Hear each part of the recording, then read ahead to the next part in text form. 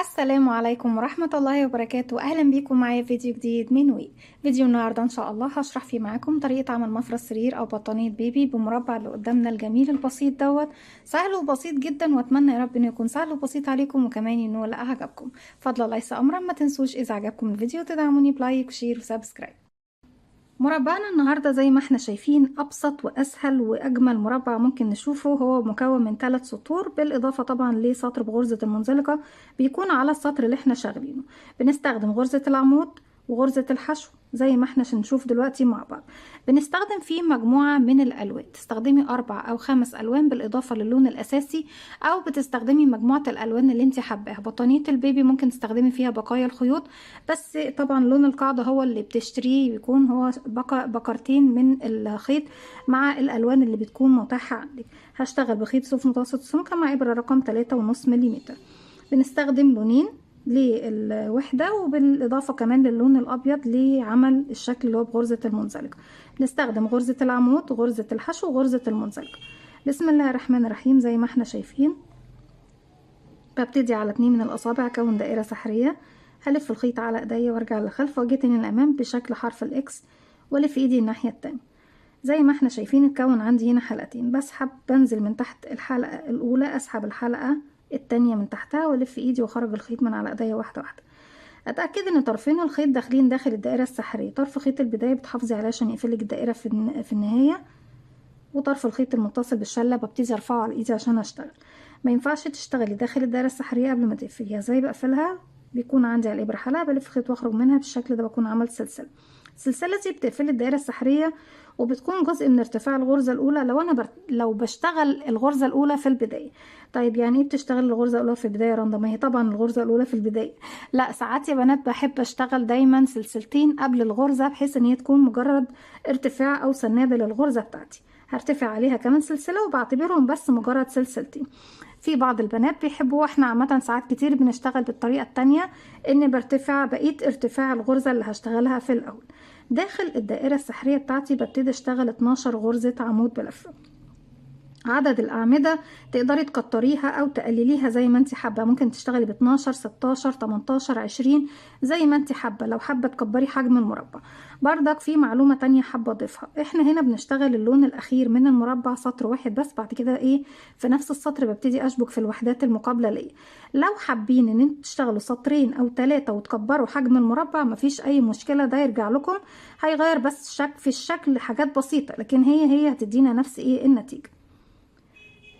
ازاي بشتغل بقى العمود بلفة؟ بيكون عندي على الابرة حلقة، بلف لفة واحدة بقى حلقتين، بدخل فراغي، اسحب الخيط واخرج معايا على الابرة 3 حلقات، هلف الخيط واخرج من حلقتين واتنين، وبقوا اتنين هلف الخيط واخرج منهم. طيب يا رندا، احنا ممكن نشتغل بيه بس بطانية بيبي ومفرش سرير؟ لا، تقدري تشتغلي بيه اي حاجة. تكوني منه كارديجان، بلوزة، طاقية، تكوني منه شنطة، تكوني منه اي حاجة انت حباها.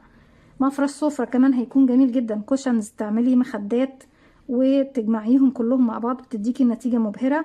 وظهر المخدة او الكوشن بتشغليه بعمود بلفة، يعني السطور كلها بتكون عمود بلفة رايح جاي، وبتشبكي الوش في الخلفية بتاعة المخدة، بتكون حلوة قوي. 2، اعتذر طبعا اذا كنت طولت عليكم. 3، وبكمل 4، 5، 6. كمية الخيط المستخدمة لبطانية البيبي بتكون 500 جرام أو 550 جرام بالظبط، ويعني بتشتري 600 جرام. اللي هي البطانية أو المفرش الكبير بياخد معانا 3 كيلو من المربع ده. 1 2 3 4 5 6 7. وإن شاء الله في فيديو تاني هعمل معاكم فيديو ازاي نقدر نحدد كمية الخيط المطلوبة بين كل وحدة ولكل مفرش معين. 8 9 10 11 12. نبتدي نراجع تاني. 1 2 3 4 5 6 7 8 9 10 11 12. هسحب الخيط بتاع البداية واقفل الدائرة السحرية.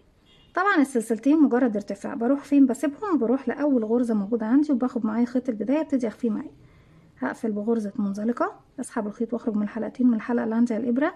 السطر الجاي بردك سلسلتين ارتفاع ومجرد ارتفاع، وبيكون عندي فوق كل غرزة 2 عمود بلف. انكريس تزايد فوق كل الغرز، كل غرزة بشغل فوقيها مرتين، 1 2، والغرزة اللي بعدها 1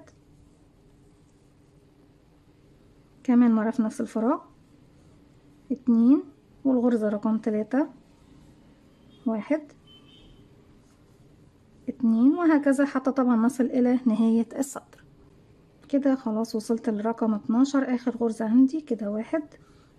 في رقم 2 هبتدي اغير اللون الجديد، لف الخيط، هدخل نفس الفراغ، اسحب الخيط واخرج. معاكي 3 حلقات بنلف الخيط ونخرج من 2، اتبقوا 2. هسيب بقى الخيط ده وابتدي اجيب الخيط التاني.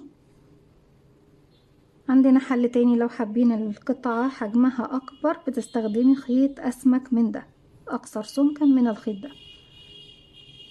بسحب بقى الحلقة بقى في العقدة البداية، وبسحب من حلقتين دول وبروح لأول غرزة اشتغلتها، وبخلي معايا أطراف الخيوط كلها في الخلف، أسحب الخيط وأخرج منهم، ومن الحلقة اللي عندي على الإبرة بغرزة منزلق هبتدي أكون شكل المربع. أنا هنا كده طبعا كنت دائرة، المفروض إن أنا بحول بخليه شكل المربع. وبداية من السطر ده ببتدي أشبك في الوحدات التانية. هشتغل جزئية معاكم بدون تشبيك عشان خاطر بس تشوفوا ايه معايا الشغل شكله ايه. برتفع 1 2 3، وبعتبره اول عمود بلفة موجود عندي، وفي نفس الفراغ هو اشتغل كمان عمود، والمكان ده بعتبره الزاوية بتاعتي. سلسلتين او 3 على حسب ما انتوا حابين، يعني لو حابين الزاوية بتاعتي مقوسة اكتر بتزودي سلسلة.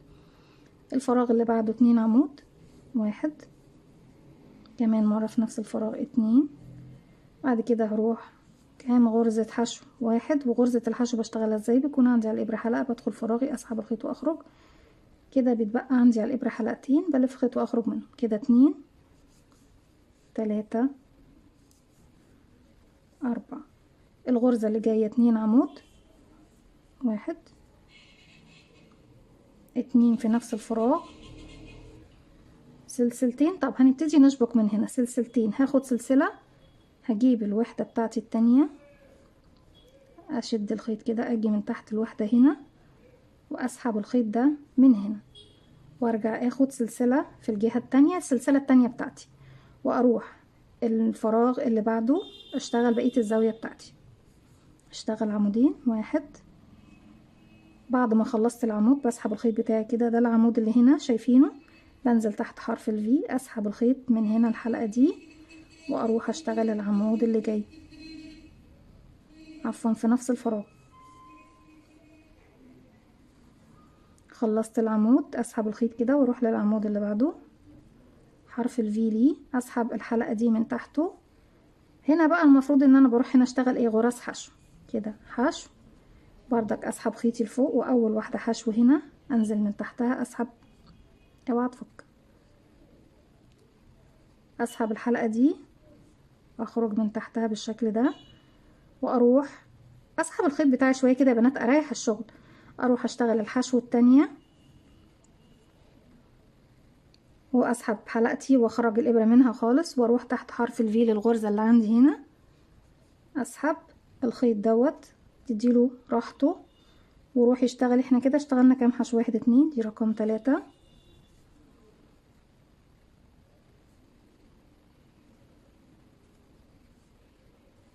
رقم 4،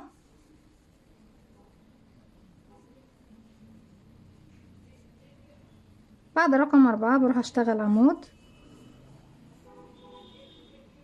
اشبك في العمود اللي هنا الاول، وفي نفس الفراغ تاني عمود، هو اروح للعمود اللي عندي هنا، بصوا اهو اخر واحد قبل الزاوية، هنا هاخد سلسلة اسحبها من تحت السلسلتين هنا، واخد سلسلة تانية واروح اشتغل الاتنين عمود بتاع بلفة في الفراغ اللي بعده، كده 1 2.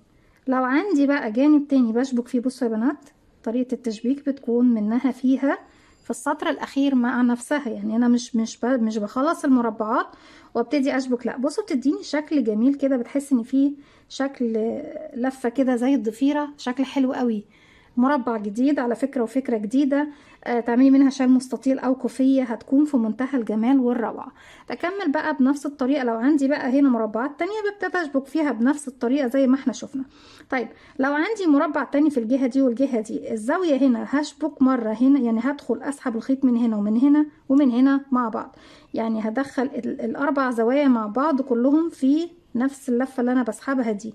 هسحبها مرة من هنا وارجع اسحبها مرة من المربع اللي جنبه، وارجع اسحبها مرة من المربع التالت. تمام يا بنات؟ وبكمل بنفس الطريقة كده. احنا خلصنا الزاوية، يبقى 1 2 3 4 حشو، 2 عمود في نفس الفراغ، سلسلتين، 2 عمود في الفراغ التالي. في النهاية بيقابلني 4 حشو، 1 2 3 4. اخر حاجة في تالت سلسلة ارتفاع بقفل بغرزة منزلقة، بسحب الخيط واسيب 10 سنتي وابتدي اقصه وانضف الخيوط بتاعتي.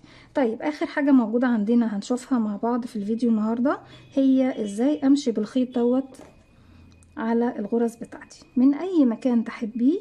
بلف الخيط بالشكل ده كأني حلقة على الهواء.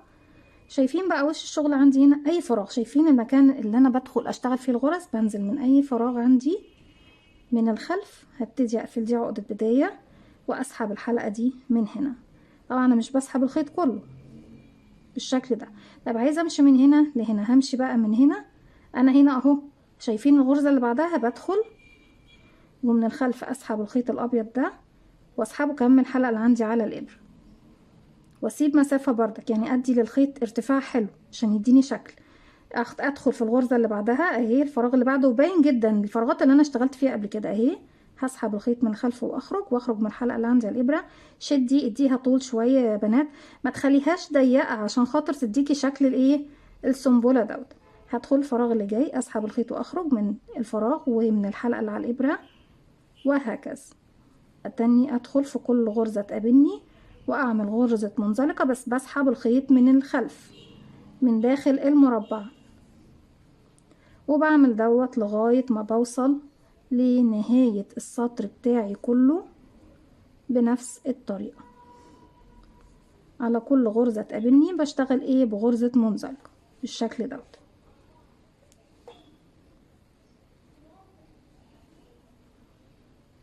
كده عندي الغرزة دي اهي.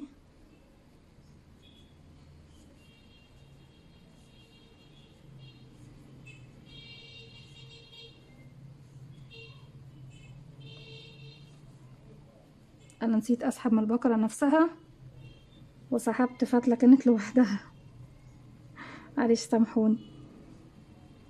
بس من ورا الكاميرا بتبقى طبعا ايه مش واخده بالي من الخيوط اللي قدامي كلها. حصلش حاجه مش مشكله، هنكمل بالشكل ده.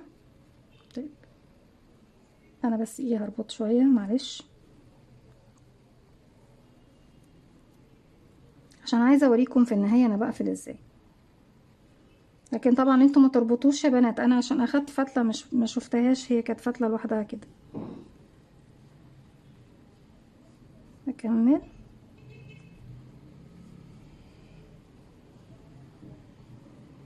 انا زي ما انا في الخلف، والخيوط كلها زياده في النهايه بإبرة التنظيف، وبنضفها كلها لغاية ما بوصل لنفس المكان اللي انا كنت فيه. وبعد كده بسحب الخيط وابتدي تاني اقص واسحب الخيط ده من الداخل. هروح بس ايه، بصوا شايفين الغرزة اللي بعدها؟ هدخل من قلب الغرزة دي واسحب كده الخيط ده في الداخل. كده بنكون خلاص قفلنا دي هنا.